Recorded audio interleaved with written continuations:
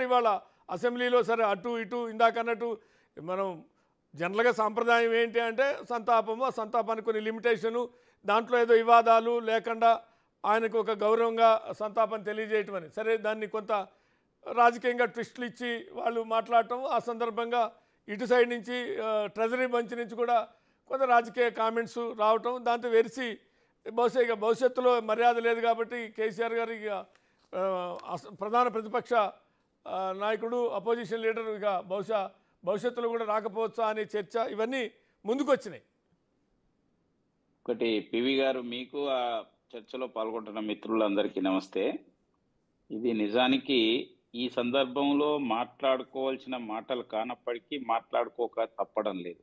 ఒక దేశానికి ప్రధానమంత్రిగా పనిచేసిన గొప్ప ఎకనమిస్టు, గొప్ప ప్రధానమంత్రి, అనేక రకాలుగా దేశానికి సేవ చేసిన వ్యక్తి ఇవాళ మరణించడం అనేది మనందరికీ నిజంగా అది లోటే, దేశానికి కూడా లోటే.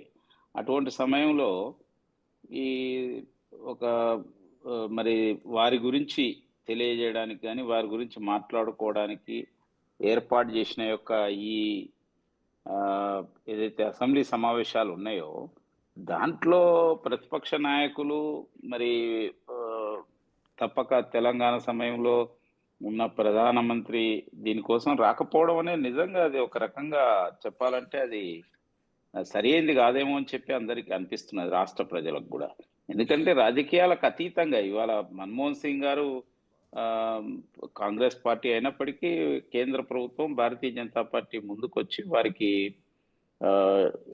7 రోజుల పాటు సంతాప దినాలు కానీ లేకపోతే వారి గురించి విషయాలు కానీ అనేక అంత్యక్రియల్లో పాల్గొనడం కానీ ఇటువంటి చేయడం జరిగింది. పార్టీలకు అతీతంగా అందరూ చేశారు, చేయాలి కూడా ఎవరైనా. అదేవిధంగా ఇక్కడ కేసీఆర్ గారు మిగతా సందర్భాల్లో రాకపోయింది కానీ ఈసారి రావాల్సిన అవసరం ఉండే. ఎందుకంటే ఇది ఒక ప్రత్యేకమైన సందర్భం. అది రాకపోవడం అనేది చాలా ఇబ్బందికరమైన విషయమే, బాధాకరమైన విషయమే. రెండో వైపు కాంగ్రెస్ పార్టీ కూడా ఏదైతే నిజంగా గాంధీ కుటుంబం నుంచి వచ్చిన ప్రధానమంత్రులకు ఇచ్చే యొక్క వాల్యూ ఇవాళ నాన్ గాంధీ కుటుంబం ప్రధానమంత్రులకు ఇవ్వడం లేదనేది కూడా కనిపిస్తున్నది సందర్భంగా. మన రాష్ట్రానికి సంబంధించిన తెలుగు బిడ్డ పివి నరసింహారావు గారు విషయంలో ఎట్లా వ్యవహరించారు, కనీసం ఏఐసిసి ఆఫీసుకు కూడా ఆయన యొక్క పార్థివ శరీరాన్ని తీసుకెళ్ళలేదు, ఢిల్లీలో అంత్యక్రియలు జరపనీయలేదు, ఎంతో అవమానకరమైన రీతిలో హైదరాబాద్కు పంపించడం జరిగింది ఆ రోజు. అదేవిధంగా దేశ రాష్ట్రపతి ప్రణబ్ ముఖర్జీ అనేక సుదీర్ఘకాలం కాంగ్రెస్ పార్టీకి సేవలు అందించిన యొక్క ప్రణబ్ ముఖర్జీ గారి విషయంలో కనీసం సిడబ్ల్యూసి సమావేశం ఏర్పాటు చేసి ఒక సంతాపాన్ని కూడా తెలియజేయలేదు. ఇటువంటి వైఖరి చూస్తూ ఉంటే అన్నిటికీ మించి ఏంటంటే దేశ ప్రతిపక్ష నాయకుడు, కాంగ్రెస్ పార్టీ అగ్రనాయకుడు, మరి దేశం యావత్తు పార్టీలకు అతీతంగా ఆయనకు సంతాపం తెలియజేస్తూ ఆయన యొక్క సేవలను కొనియాడుతూ ఉంటే ఆయన న్యూ ఇయర్ వేడుకల కోసం వియత్నాం వెళ్ళిపోవడం అనేది ఎంత శోచనీయమైన విషయం ఇది.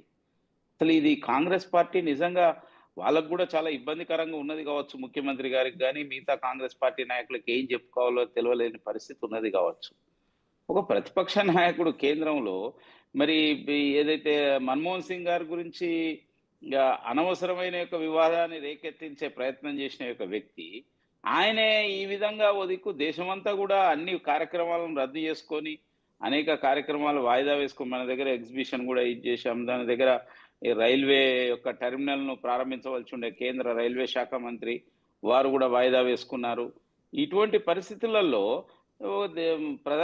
ప్రధాన ప్రతిపక్ష నాయకుడు, ఆ కాంగ్రెస్ పార్టీ అగ్రనాయకుడు ఆయనే మరి ఏదైతే కొత్త సంవత్సర వేడుకలు జరుపుకోవడం కోసం వియత్నాం వెళ్ళిపోవడం అనేది ఎంత శోచనీయమైన విషయం. ఇవాళ ప్రజలు ఏ విధానం అనుకుంటున్నారు అనేది ఆలోచించడం లేదు. ఇది చాలా శోచనీయమైన విషయం. నిజంగా గొప్ప దేశభక్తుడు మన్మోహన్ సింగ్ గారు.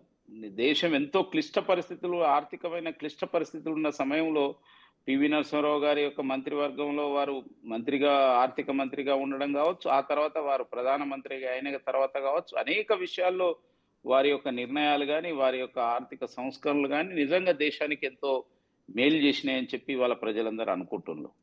కాబట్టి ఇటువంటి పరిస్థితులలో అటువంటి వ్యక్తి గురించి ఇట్లా ఆనర్ చేయడం మాత్రం ఇది కాంగ్రెస్ పార్టీ కూడా చాలా శోచనీయమైన విషయం. కాంగ్రెస్ పార్టీ కూడా దేశ ప్రజలకు క్షమాపణ చెప్పవలసిన యొక్క మన్మోహన్ సింగ్ కుటుంబానికి క్షమాపణ చెప్పవలసిన యొక్క పరిస్థితి వచ్చిందని చెప్పి నాకు అనిపిస్తుంది. రైట్. శ్రీనివాస్ గారు, ఇవాళ మీరు కూడా హౌస్లోనే ఉన్నారు కాబట్టి